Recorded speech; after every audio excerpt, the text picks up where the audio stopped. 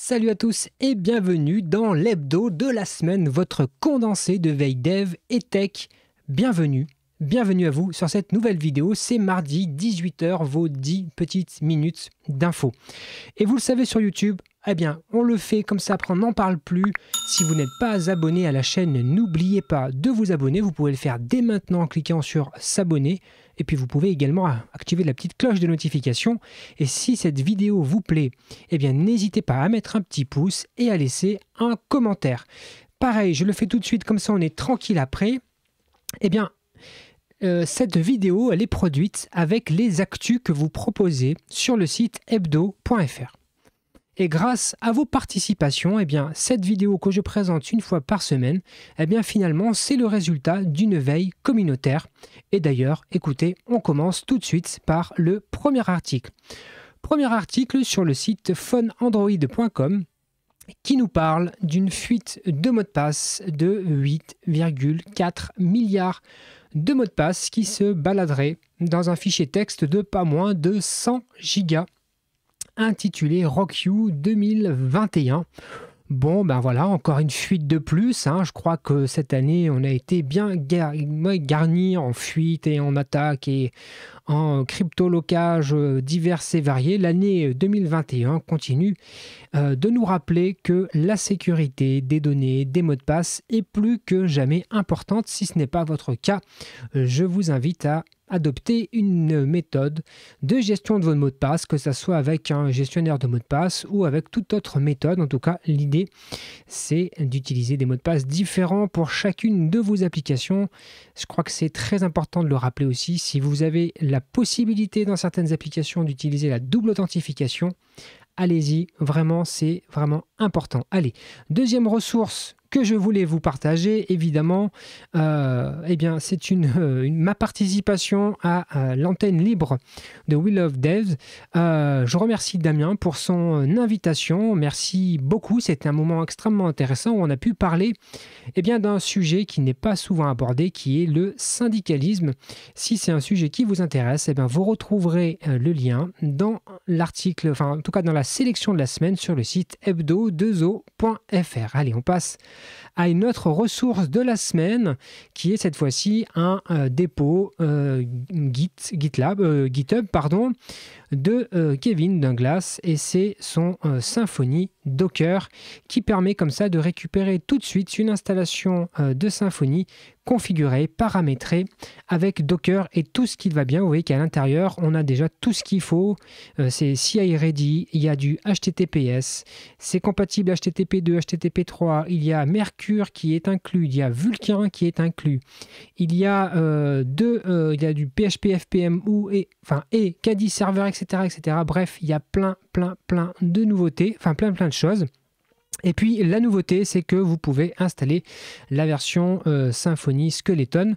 Donc écoutez, si vous avez envie, si vous utilisez Symfony et Docker, vous devez foncer sur ce dépôt. Il y a plein de choses à découvrir, à utiliser tel que, ou pour s'inspirer pour vos propres projets. Allez, en actu, qu'est-ce que je dis? On active l'onglet suivant, nouvelle actu du site frandroid.com, et qui nous dit que Google Workspace va, et du coup c'est le nouveau Gmail finalement, En fait, le Google Workspace qui était disponible pour les professionnels depuis quelques temps déjà, finalement est généralisé à l'ensemble des utilisateurs de la suite Google Docs, qu'on appelait comme ça en tout cas jusqu'à présent.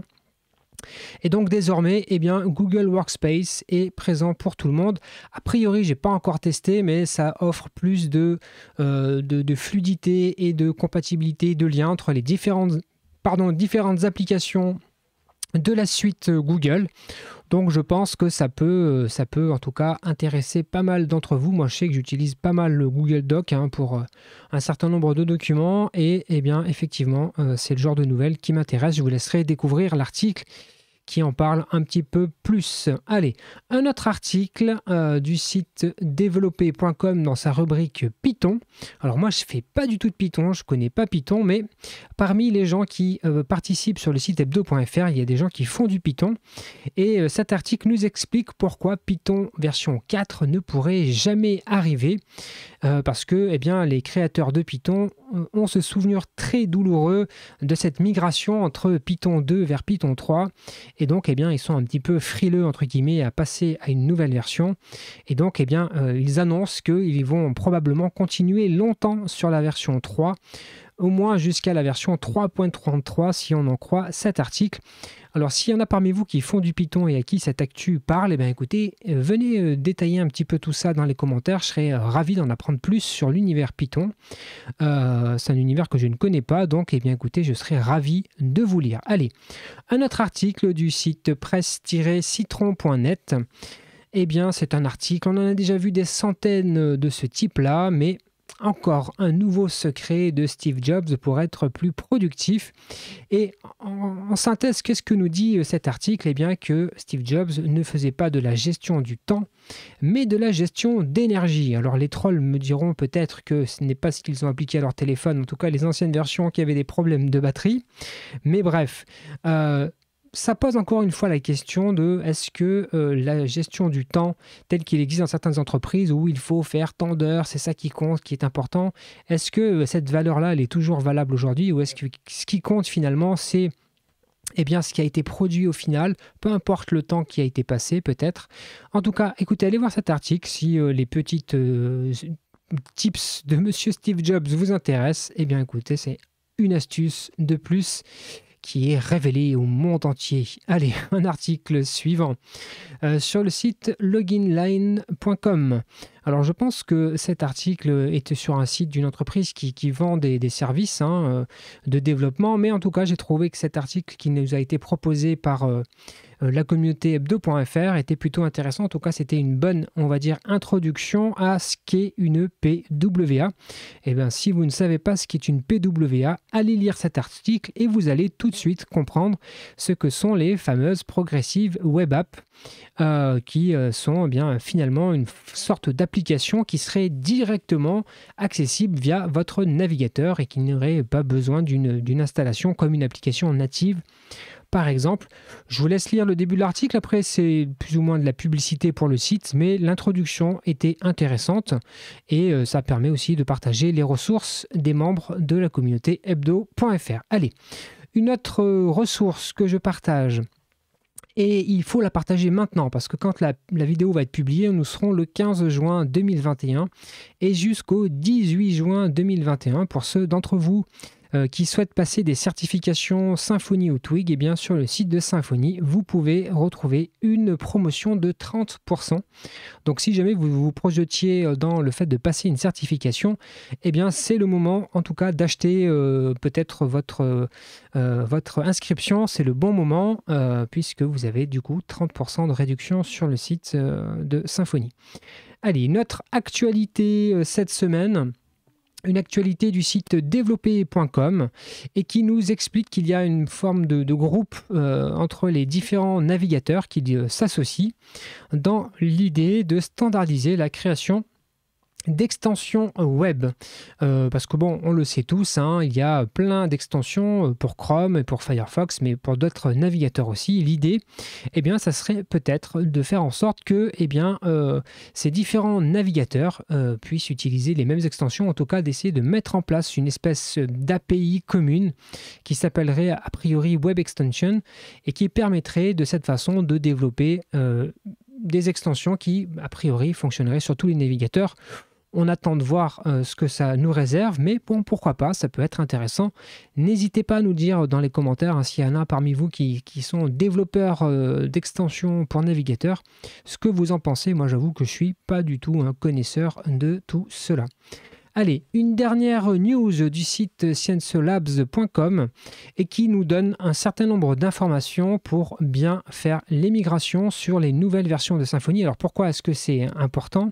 C'est un article qui a été posté là, le 4 juin 2021, mais pourquoi est-ce qu'il est important? Mais parce qu'il y a Symfony 5.3 qui est sorti il y a vraiment pas longtemps et qu'on a tous en ligne de mire la version 6 qui se profile pour la fin de l'année. Et peut-être parmi vous, il y en a qui travaillent encore sur du Symfony 3. Bref, la question de la migration, on l'a tous en tête à un moment donné. Et eh bien, cet article vous donne quelques petites pistes sur comment est-ce qu'on doit migrer, pourquoi est-ce que c'est intéressant de migrer. Qu'est-ce que vous devez vérifier, quelles sont les bonnes pratiques pour migrer. Bref, écoutez, vous pouvez aller regarder cet article. Alors après, évidemment, il vous propose un atelier qui est vendu sur cette plateforme-là pour accompagner, j'imagine, les entreprises pour migrer de la meilleure des façons. Mais déjà, ça vous donne quelques bases. Ça vous rappelle aussi, si vous ne le connaissez pas, le calendrier de release de Symfony et comment est-ce qu'il fonctionne, notamment avec le principe des versions LTS, etc. etc. Écoutez, on a fait le tour de cette petite revue de la semaine, ce petit condensé de 10 minutes de veille, dev et tech. N'oubliez pas d'aller vous connecter sur le site hebdo.fr, d'aller dans la rubrique proposée et de remplir ce petit questionnaire très très court en proposant vous aussi vos actualités. C'est grâce à vous qu'on a une veille qui est aussi diverse et variée. Eh bien écoutez, merci à tous d'avoir regardé cette vidéo, merci vraiment du fond du cœur. Je vous donne rendez-vous mardi prochain à 18 h, vous le savez. Pendant quelques semaines, il n'y aura plus de vidéos le samedi matin. Je suis en plein déménagement dans les cartons, mais je vais essayer de maintenir la vidéo du mardi parce que finalement, c'est vous qui faites cette veille en partageant sur le site hebdo.fr. Et moi, ça me fait un plaisir de partager tout ça. N'oubliez pas de vous abonner, le pouce, les commentaires. Je vous souhaite à toutes et à tous une excellente semaine et je vous dis à très bientôt. Salut!